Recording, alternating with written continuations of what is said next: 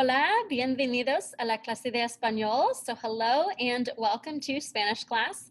My name is Erin Kregar and I do teach Spanish here at the high school. I am originally from the Western Pennsylvania area, so I taught outside of the city of Pittsburgh for 4 years before I came to Lancaster County, and I'm now starting my 5th year here at Cocalico. This year I teach Spanish 1 and 2 in the fall. In the spring I'll teach AP, and I have taught Spanish 3 in the past as well. Every day we'll begin class with a warm-up. These are designed to help students review the content from the day before or the unit that we're working on. As we go over the answers, we'll also answer a trivia question, and then we'll begin in our first activity. Throughout the course of a class and a unit, students will work individually, in pairs, maybe in small groups, and as a whole group. This is designed to help students have independent time and to practice on their own to master content to help prepare them for assessments. But any small group work is also designed to help them practice communication, especially speaking activities. These will be done in pairs or small groups. Throughout the course of the semester, activities will focus on all 4 language skills: reading, writing, speaking, and listening. In a language course, it's really important that students develop these skills simultaneously, and tests and projects will reflect these 4 skills. The final exam in the course is also designed to test these 4 skills. Students will take a written final, but they will also take a speaking final. We will conduct a lot of practice activities in class so that students feel comfortable in all 4 skills. If students need help, I encourage them to get help as soon as they can. It's better to address a topic sooner. Since Spanish is a lot like math in that it builds on itself, I want to make sure that students get any help that they need right away so that we can continue to build on the skills that they're developing. They can get help during focus. That's a great time to ask. They can either see me during their assigned focus day, or if possible, they can ask me for a pass to come down during focus. We also have after school academic support that students can come in and get help from a teacher. And then on Schoology, I have many online resources available for students. There's a folder called Chapter Folder, and for each chapter, I've given Quizlets and extra online practice that students can complete on their own.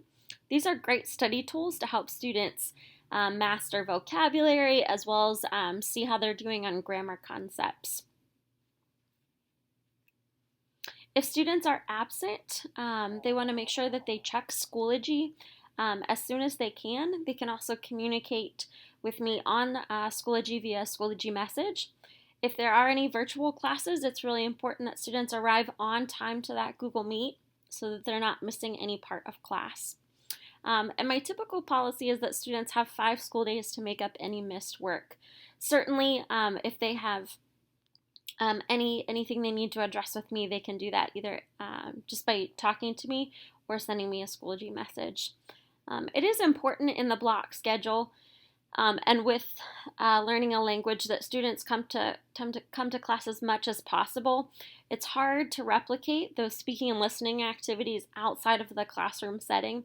But of course, if your child is sick and unable to attend, it's best to stay home, and we do have options to help fill in any of those gaps that they might miss.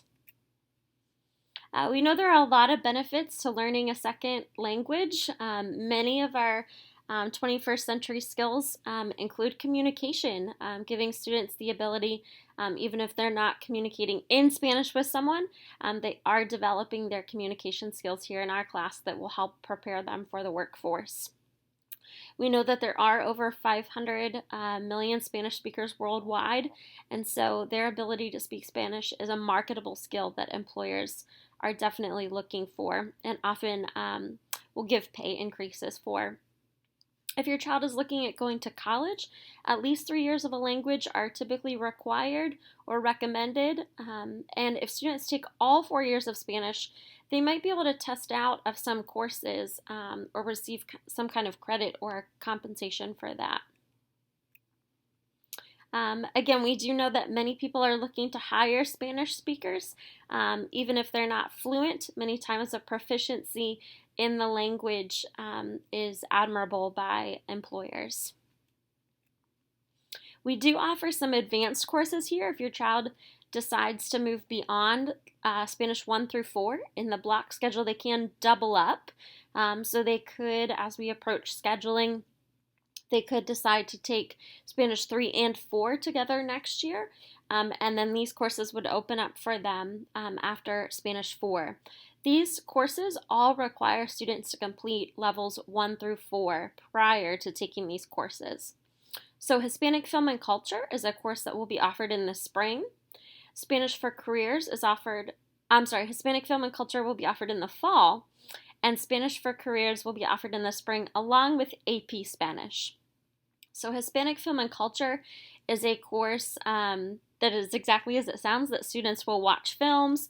They could also be short films. They don't have to be long. They'll also do some reading to learn more about Hispanic culture. So they'll learn about the culture through film and other forms of art. Spanish for Careers is a course designed to help students look at how their Spanish can be utilized in the workplace. So how do they interview?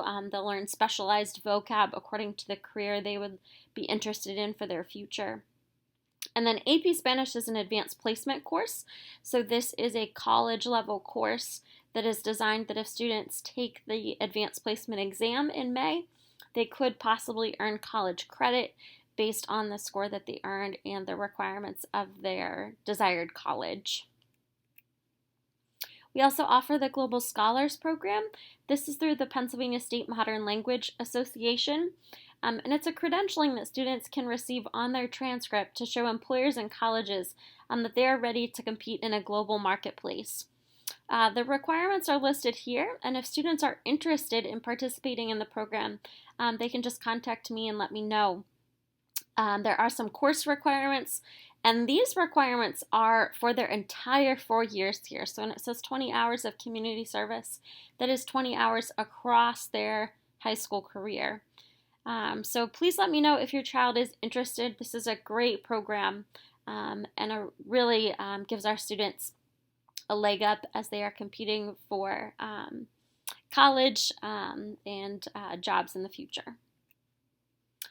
We typically do offer some different field trips through our department. This year there are no field trips currently being run, but we do also offer some other opportunities such as World Language Career Day, World Language International Day, and then our traditional field trip in Spanish too is that we go to the Hispanic Flamenco Ballet. And then a Mexican restaurant after. We will be hoping to offer that in the future. So this year, since your child might miss that in Spanish 2, we would open that up for them next year in Spanish 3. Here on Schoology is where you can navigate our course page. This is for Spanish 1. This is what the Spanish 2 course looks like. They both are pretty much the same in terms of the folders and where things are located. So on the top of the page, you can see some school information along with the requiz policy. And then students can also locate the folder for this week. In this folder, they will see a folder for each day, as well as maybe some announcements or topics for quizzes and other important information. In the folder for that day is where students would begin with the Google Meet code, the link to their warm-up activity, and then any other links or assignments will be listed here in the folder. Under the chapter folders, students can locate resources for each chapter that are additional study tools. So in the chapter 2 folder, we are currently in chapter 2 for Spanish 1. There's a vocab list. There might be some speaking questions. There's a folder for notes. So any notes that I give any new vocab or grammar topics, they can see a vocab list, or they can see the Google Slides along with a video lecture of those notes.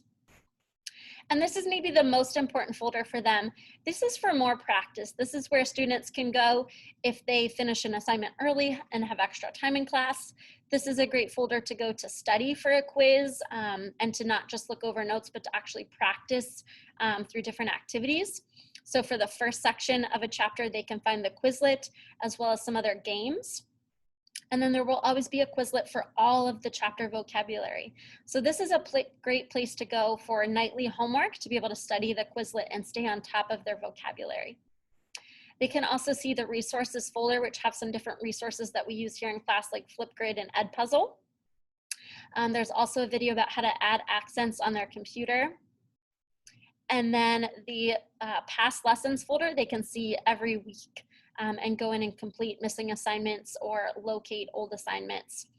And then there's also this I want to learn more Spanish. So there are different resources in here if your child wants to go above and beyond and learn at their own pace. There's Duolingo, Babbel, and some different other free resources on here. Students are welcome to use these in class if they've finished their assignments or while they're at home. As I said, if you have any questions, please message me on Schoology or email me at ekregar@cocalico.org. Adios.